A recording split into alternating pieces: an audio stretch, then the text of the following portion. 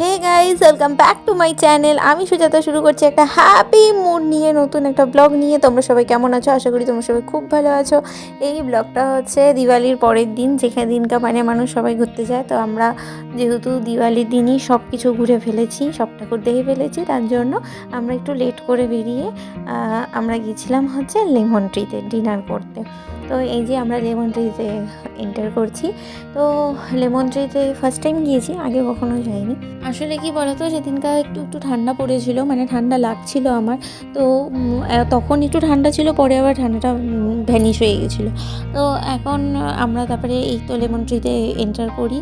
আর ওই রেস্টুরেন্টটা তো একদম উপরে ছিল আর হোটেলটা নিচে ছিল। তো ফার্স্ট টাইম যাচ্ছি, তো পুরো এক্সাইটেড ছিলাম। আর তার মধ্যে ছিল হচ্ছে যে রেস্টুরেন্টটা, হোটেলটা তো নিচের দিকে, কিন্তু রেস্টুরেন্টটা একদম টপ ফ্লোরে।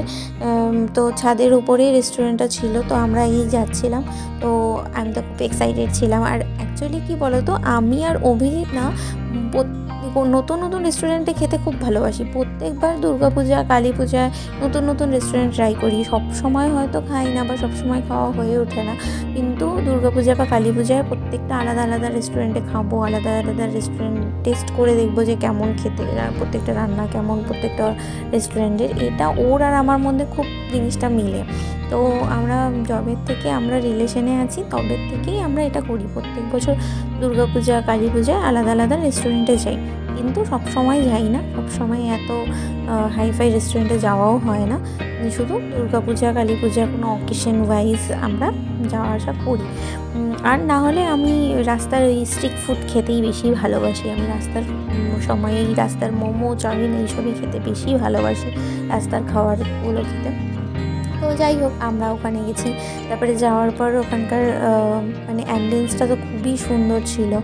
আর মানে কী বলবো, ওখান থেকে পুরো শহরটাকে দেখা যাচ্ছিলো ছাদের উপরটার থেকে। পুরো বেশ আশেপাশে চারপাশে যেটা হয় দিওয়ালির দিন মেইন হচ্ছে লাইটিং। তো সবার বাড়িতে লাইট জ্বলছিলো, সবার বাড়িতে চুনি জ্বলছিলো। তো উপর থেকে দেখতে জাস্ট ওয়াও লাগছিলো। তো আমরা ওখানে গিয়ে অর্ডার করি দুটো সফট ড্রিঙ্ক। আমি ওখানকে গিয়ে জিজ্ঞাসা করি, যে অর্ডার নিতে আসে আমি জিজ্ঞাসা করি যে ভালো আপনারাই রেফার করুন যে কোন সফট ড্রিঙ্কটা ভালো। তো ওরা যেটা বলে আমরা দুটো সেটাই সফট ড্রিঙ্ক আলাদা আলাদা, ওরটা আলাদা আলাদা ফ্লেভার, আমারটা আলাদা। তো দুজন দুরকম আমরা অর্ডার করি।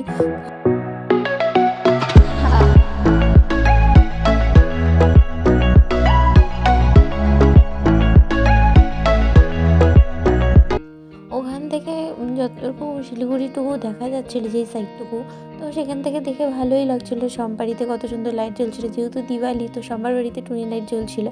তারপরে আমাদের হচ্ছে চিকেন ললিপপ অর্ডার চলে আসে। তারপরে আমরা দুজন মিলে চিকেন ললিপপ খাই।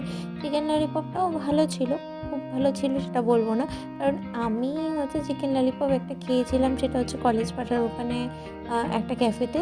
তো সেখানকার চিকেন ললিপপটা খুব ভালো ছিল, বেশ গ্রেভি গ্রেভি ছিল। তারপরে আমাদের চলে আসে মেইন কোর্স। মেইন কোর্সে থাকে আপনার তোমার নান, পোলাও আর চিকেন বাটার মশলা। এবারে আমরা আমাদের মেইন কোর্স স্টার্ট করি।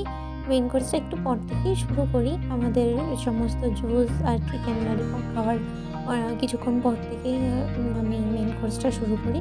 তারপরে আমাদের মেইন কোর্স শুরু হয়। মেইন কোর্সের খাওয়ারও ভালো ছিল, খুব ভালো ছিল সেটা বলবো না, কিন্তু ভালো, মোটামুটি এভারেজ লেগেছে আমার। তারপরে যাই হোক, খাওয়া দাওয়া হয়ে গেছে, তারপরে আমরা ওখান থেকে বেরিয়ে পড়ি। তো এটা ছিল আমার আউটফিট আর অভিজিতের আউটফিট। তো কেমন লাগছে একবার অবশ্যই আমাদের দুজনকে কেমন লাগছে সেটা অবশ্যই কমেন্ট করে জানিও। তারপরে ওখান থেকে আমরা বেরোলাম। রাত্রেবেলা যখন বেরোলাম তখন রিসেপশনে কেউ ছিল না, একদম ফাঁকা হয়ে গেছিলো। তারপরে ওখান থেকে অনেকটা রাত্রেই আমরা বেরিয়েছি, যেহেতু অনেক রাত্রে আমরা গিয়েছি, আস্তে আস্তে অনেক বেরোতে বেরোতেও অনেক লেট হয়ে গেছে। তো তারপরে আমরা ওখান থেকে বেরিয়ে পড়ি।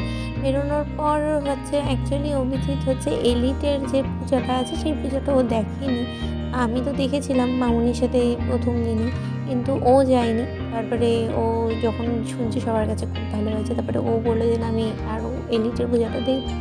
আর কয়েকটা পূজা বাকি ছিল, পানিরিঙ্কি মোড়ের ওখানে কয়েকটা পূজা বাকি ছিল। তো আমরা আবার ঠাকুর দেখতে বেরোলাম।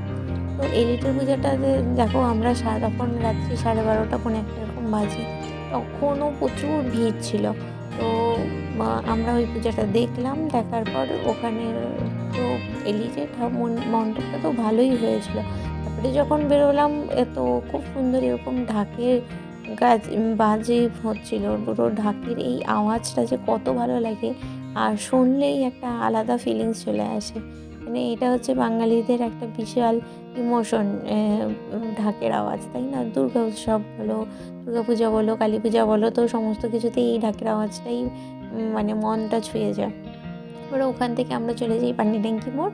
তো পানিট্যাঙ্কি মোড়ের এই পূজাটাও খুব ভালো হয়েছিল।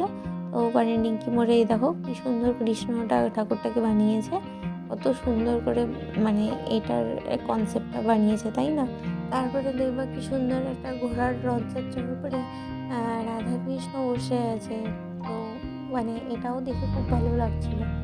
তো এইখানে ঠাকুরটাও খুব ভালো হয়েছে, আর এখানেই হচ্ছে দুর্গাপূজায় এই মাথার উপরে পুরো লাইটিং দিয়ে পূজাটাও হয়েছিল। তারপরে এই পূজাটা তো দেখলাম। এই প্যান্ডেলটা বাইরের থেকে দেখতে যতটাই অদ্ভুত, ভিতরটা ততটাই সুন্দর। সমস্ত কিছু ঠাকুর দেখার পর আমার এটা একদম মন ছুঁয়ে গেছে। তো আমরা ঢুকেই ভিতরে দেখতে পাই যে একটা বাবা আর মেয়ের সম্পর্ক। তো তারপরে বাবা মেয়েকে পড়াচ্ছে। তারপরে ওখানে আমাদের যে ছোটোবেলাটা ছিল, যেটা হচ্ছে কানামাছি বউ বউ খেলতাম আমরা ছোটোবেলায়। সুপারির ডালের মধ্যে একজন বসতো, একজন সুপারির ডাল টেনে নিয়ে যেত। এবারে মারা ঢেঁকিতে চালের গুঁড়া করতো। এই সমস্ত কিছুটাই তুলে ধরা হয়েছে। তারপরে কতগুলো ঘুড়ি ওড়াচ্ছে, তো এরকমই সমস্ত কিছু তুলে ধরা হয়েছে। আমার তো খুব ভালো লেগেছে। তারপর এটা দেখার পর আমরা দুজনই বাড়ি চলে আসি। তো আজকের ব্লগটা আমি এখানেই শেষ করছি। যদি কিছু ভালো লেগে থাকে তাহলে please like, comment and share করে দিও, আর মনে করে সাবস্ক্রাইব করে দিও। Ta-ta, bye bye and take care.